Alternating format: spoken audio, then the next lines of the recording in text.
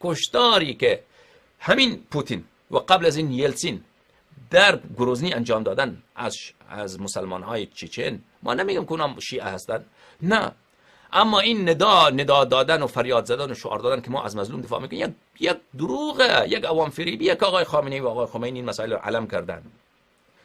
در چچن، در گروزنی چه کشتارهایی کردن؟ فلسطین هیچ، اسرائیل یک صدم را به حق فلسطینیان نکرده.